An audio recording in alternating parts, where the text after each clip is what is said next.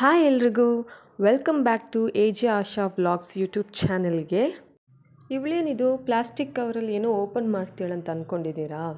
ಹೌದು, ಇದು ಬಂದುಬಿಟ್ಟು ಕಿರತೆ ಕಡ್ಡಿನ ಚೆನ್ನಾಗಿ ಒಣಗಿಸ್ಬಿಟ್ಟು ಬಿಸಿಲಲ್ಲಿ ನಮ್ಮ ಅಜ್ಜಿ ನೀಟಾಗಿ ಪ್ಯಾಕ್ ಮಾಡಿ ಇದನ್ನು ಕೊಟ್ಟು ಕಳಿಸಿದ್ದಾರೆ. ನೋಡಿ, ಇದು ಒಣಗಿಸಿದಾಗ ಈ ಥರ ತುಂಬಾ ಡ್ರೈ ಆಗಿ ಕಾಣಿಸುತ್ತೆ. ನೋಡಿ, ನಾನಿವಾಗ ನಿಮ್ಗೊಂದು ಇಮೇಜ್ ತೋರಿಸ್ತಾ ಇದ್ದೀನಿ. ಈ ಇಮೇಜಲ್ಲಿರೋದೇ ಕಿರತೆ ಕಡ್ಡಿ ಗಿಡ. ಅದು ನೋಡೋಕ್ಕೆ ಈ ಥರ ಇರುತ್ತೆ. ಸೊ ಯಾವಾಗ ಅದನ್ನು ಒಣಗಿಸ್ತೀವೋ ಅದು ಈ ಥರ ಡ್ರೈ ಆಗಿರುತ್ತೆ. ಇದು ನಾವು ಎಷ್ಟೇ ಟೈಮ್ ಇಟ್ಟರೂ ಏನೂ ಹಾಳಾಗಲ್ಲ. ಸೊ ಬನ್ನಿ, ನಾನು ಇದನ್ನು ಹೇಗೆ ಮಾಡಬೇಕು ಅಂತ ನಾನು ನಿಮಗೆ ಹೇಳ್ಕೊಡ್ತೀನಿ. ನಮ್ಮ ಮನೆಯಲ್ಲಿ 5 ಜನ ಇರೋದ್ರಿಂದ ನಾನು 2 ಹಿಡಿಯಷ್ಟು ಕಿರತೆ ಕಡ್ಡಿ ಎಲೆಗಳನ್ನ ಹಾಕೋತಾ ಇದ್ದೀನಿ.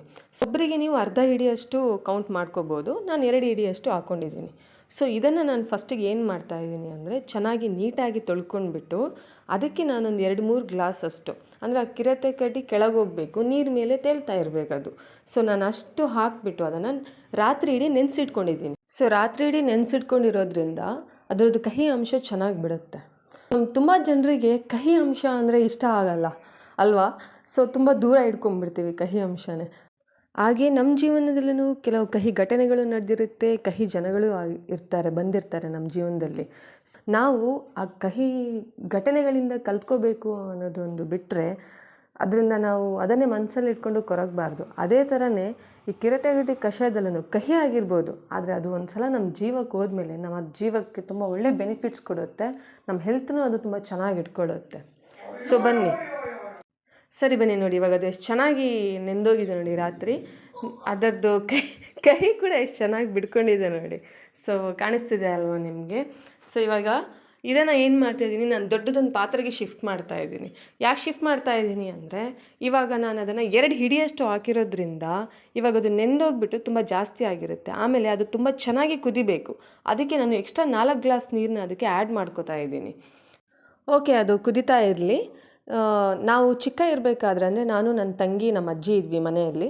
ಸೊ ನಾವು ಚಿಕ್ಕ ಇರಬೇಕಾದ್ರೆ ನಮಗೊಂದು ತಿಂಗಳಿಗೊಂದು 3 ಸಲ ಆದರೂ ನಮಗೆ ಕಿರತೆ ಕಡ್ಡಿ ಕಷಾಯನ ಕೊಡ್ತಾಯಿದ್ರು. ಸೊ ಬೆಳಿಗ್ಗೆ ನಮಗೇನು ಮಾಡ್ತಾಯಿದ್ರು, ಅಜ್ಜಿ ಒಂದು 5 ಗಂಟೆಗೆ ಆ ಥರ ಎಬ್ಬಿಸ್ತಾಯಿದ್ರು. ಸೊ ನಾವು ಎದ್ದೇಳ್ತಿರ್ಲಿಲ್ಲ ಬೆಳಿಗ್ಗೆ. ನಮ್ಗೆ ಗೊತ್ತಾಗ್ಬಿಡ್ತಾಯಿತ್ತು ಯಾಕೆ ಅಜ್ಜಿ ಎದ್ದೇಳಿಸ್ತಾಯಿದ್ರು ಅಂತ. ಯಾಕಂದರೆ ಈ ಕಷಾಯ ಕುಡಿಬೇಕಲ್ವಾ ಅಂತ. ಸೊ ನಾವು ಎದ್ದೇಳ್ತಿರ್ಲಿಲ್ಲ. ಇಲ್ಲ ಅಜ್ಜಿ, ನಾವು ಎದ್ದೇಳಲ್ಲ ಅಂತ ಹೇಳ್ತಾಯಿದ್ವಿ. ಆಮೇಲೆ ಅಜ್ಜಿ ನಮಗೆ ಫೋರ್ಸ್ ಮಾಡಿ ಎದ್ದೇಳಿಸ್ತಾಯಿದ್ರು, ನಮಗೆ ಕೊಡ್ತಾಯಿದ್ರು. ಸೊ ನಾವು ಅದನ್ನು ಕುಡಿಬೇಕಾದ್ರೆ ಅದು ತುಂಬ ಕಹಿ ಅಲ್ವಾ, ನಮಗೆ ಅದು ಕುಡಿಲಿಕ್ಕೆ ಆಗ್ತಾ ಇರಲಿಲ್ಲ. ನಾವು ಕೇಳ್ತಾನೆ ಇರ್ತಾ ಇರಲಿಲ್ಲ. ನಮ್ಮ ಅಜ್ಜಿ ನಮ್ಮ ಬೈಯೋರು, ಕುಡಿಯಲ್ಲ ಅಂದರೆ ಸರಿ ಇರಲ್ಲ, ನಾನು ಇನ್ನೊಂದು ಗ್ಲಾಸ್ ತಂದು ಕೊಡ್ತೀನಿ ಅಂತ ಹೇಳೋರು. ಸೊ ಅದಾದಮೇಲೆ ನಾವು ಅದು ಫಸ್ಟೆಲ್ಲ ಕುಡಿಬೇಕಾದ್ರೆ ತುಂಬ ಕಹಿ, ಇವಾಗಲೂ ತುಂಬ ಕಹಿ. ಬಟ್ ಆವಾಗೆಲ್ಲ ನಾವು ಚಿಕ್ಕವರು, ಆ ಕಹಿ ನಮಗೆ ಸಹಿಸ್ಕೊಳ್ಲಿಕ್ಕೆ ಆಗ್ತಾ ಇರಲಿಲ್ಲ. ಸೊ ಅಜ್ಜಿ ಏನು ಮಾಡ್ತಾಯಿದ್ರು, ಸರಿ ಇವ್ರಿಗೆ ಕಹಿ ಆಗುತ್ತಲ್ಲ ಅಂತ ಒಂದು ಚಿಕ್ಕ ಪೀಸು ಬೆಲ್ಲ ತಂದು ಕೊಡೋರು ನಮಗೆ. ಸೊ ಆ ಬೆಲ್ಲನ ಫಸ್ಟ್ ತಿಂದು ನಾಲಿಗೆನ ಸ್ವೀಟ್ ಮಾಡಿಬಿಟ್ಟು ಆಮೇಲೆ ಕಹಿ ಕಷಾಯನ ಕುಡಿತಾ ಇದ್ವಿ. ನಮ್ಗೆ ಆವಾಗ ಕಹಿ ಸ್ವಲ್ಪ ಕಮ್ಮಿ ಅನಿಸೋದಲ್ವಾ. ಸೊ ಆ ಥರ ಟ್ರಿಕ್ನ ಯೂಸ್ ಮಾಡ್ತಾಯಿದ್ರು ನಮ್ಮ ಅಜ್ಜಿ ನಮಗೆ ಕಷಾಯನ ಕುಡಿಸ್ಲಿಕ್ಕೆ. ಆಮೇಲೆ ಉಳಿದಿರೋ ಒಂದು ಎಕ್ಸ್ಟ್ರಾ ಬೆಲ್ಲ ಇರುತ್ತಲ್ಲ, ಅದು ನಮಗೆ ಕೊಡ್ತಾಯಿದ್ರು. ನಾವು ಅದನ್ನು ಹಲ್ ಸೈಡಿಗೆ ಇಟ್ಬಿಟ್ಟು ಪುನಃ ಹಂಗೆ ಮಲ್ಕೋತಾ ಇದ್ವಿ. ನೋಡಿ, ನೋಡ್ತಾ ಇದ್ದೀರಾ ಅಲ್ವಾ? ಸೊ ಹೀಗೆ ಇದೇ ಥರ ಚೆನ್ನಾಗಿ ಕುದಿಬೇಕು ಅದು. ಅಂದರೆ ನಾನು ಫುಲ್ ನೀರು ಹಾಕಿದ್ದೆ, ಅದು ಇವಾಗ 3/4% ಬಂದಿದೆ ನೀರು. ಎಷ್ಟು ಚೆನ್ನಾಗಿ ಕುದಿಯುತ್ತೋ ಅದು ಅಷ್ಟು ಕಹಿ ಬಿಡುತ್ತೆ. ಕಹಿ ಬಿಟ್ಟಷ್ಟು ಒಳ್ಳೆಯದು.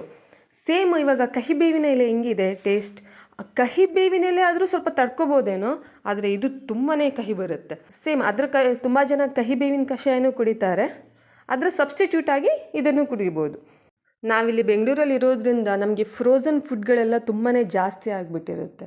ಸೊ ನಮ್ಮದು ಬಾಡಿಲಿ ಅಷ್ಟು ತುಂಬ ಟಾಕ್ಸಿನ್ ಕೂಡ ಕ್ರಿಯೇಟ್ ಆಗಿರುತ್ತೆ. ಅದೆಲ್ಲನೂ ಹೋಗಬೇಕು ಅಂದರೆ ಅಟ್ಲೀಸ್ಟ್ ನಾವು ತಿಂಗಳಿಗೆ ಒಂದು ಸಲ ಆದರೂ ಇದನ್ನು ಕುಡಿಬೇಕು. ಸುಮಾರು ಜನರಿಗೆ ಈ ಕಿರತೆ ಕಡ್ಡಿ ಅವೈಲೇಬಲ್ ಆಗಿರಲ್ಲ. ಆವಾಗ ಏನು ಮಾಡ್ಬೋದು, ನೀವು ಕಹಿ ಬೇವಿನ ಕಷಾಯನೂ ಕುಡ್ಕೋಬೋದು. ಇಲ್ಲ ಅಂದರೆ ನಿಮ್ಮೂರಲ್ಲೂ ಏನೋ ಒಂದು ಈ ಥರ ಸೀಕ್ರೆಟ್ ರೆಸಿಪಿಗಳು ಇದ್ದೇ ಇರುತ್ತೆ. ಆಯುರ್ವೇದಿಕ್ ಕಷಾಯಗಳು, ಇಲ್ಲ ನಿಮ್ಗೆ ಹೆಲ್ತ್ ಚೆನ್ನಾಗಿ ಮಾಡಿಸೋ ಕಷಾಯಗಳು ಇದ್ದೇ ಇರುತ್ತೆ. ಅದನ್ನು ತಿಳ್ಕೊಳ್ಳಿ. ಅಟ್ಲೀಸ್ಟ್ ತಿಂಗಳಿಗೆ ಒಂದು ಸಲ ಆದರೂ ಕುಡೀರಿ. ಸೊ ಇದರಿಂದ ನಮ್ಮ ಬಾಡಿಗೆ ತುಂಬಾ ಬೆನಿಫಿಟ್ ಆಗುತ್ತೆ. ಇವಾಗ ನಮ್ಮ ಅಜ್ಜಿಗಳೆಲ್ಲ 75-80 ವರ್ಷ ಬದುಕ್ತಾರೆ. ಅಟ್ಲೀಸ್ಟ್ ನಾವೊಂದು 55 ವರ್ಷನೋ 60 ವರ್ಷನೋ ಬದುಕೋಣ ಇದನ್ನು ಕುಡಿದುಕೊಂಡು. ನಿಮಗೆ ಇದನ್ನು ನಾನು ಇವಾಗ ಹೇಗೆ ಮಾಡೋದು ಅಂತ ಹೇಳಿಕೊಟ್ಟೆ. ಇವಾಗ ಇದನ್ನು ಯಾವ ಥರ ಕುಡಿಬೇಕು ಅಂತ ನಾನು ಹೇಳ್ತಾ ಇದ್ದೀನಿ. ಇದನ್ನು ಬೆಳಿಗ್ಗೆ ಖಾಲಿ ಹೊಟ್ಟೆಗೆ ಬೆಳಗಿನ ಜಾವ 5-5:30 6 ಗಂಟೆ ಒಳಗಡೆ ಕುಡಿದ್ರೆ ತುಂಬಾ ಒಳ್ಳೆಯದು. ಅದು ನಿಮ್ಮ ಬಾಡಿಗೆ ತುಂಬ ಒಳ್ಳೆಯ ರಿಯಾಕ್ಷನ್ ಕೊಡುತ್ತೆ. ಸೊ ಇದು ಪ್ರಾಸೆಸ್, ಅದು ಬೆಳಿಗ್ಗೆ ಕುಡಿಲಿಕ್ಕೆ. ಸೊ ಹಾಗೆ ಉಳಿದಿರೋದು ಇನ್ನೊಂದು ಸ್ವಲ್ಪ ಇಷ್ಟು ಉಳಿದಿದೆ. ಇದನ್ನು ನಾನು ತೆಗೆದಿಡ್ತಾ ಇದ್ದೀನಿ ನೆಕ್ಸ್ಟ್ ಮಂತ್ ಕುಡಿಲಿಕ್ಕೆ. ಆಮೇಲೆ ಪುನಃ ಊರಿಗೆ ಹೋದಾಗ ನಮ್ಮ ಅಜ್ಜಿ ಪುನಃ ಒಣಗಿಸಿಟ್ಟಿರ್ತಾರೆ, ಪುನಃ ತಗೊಂಡು ಬರ್ತೀನಿ ಅದನ್ನು.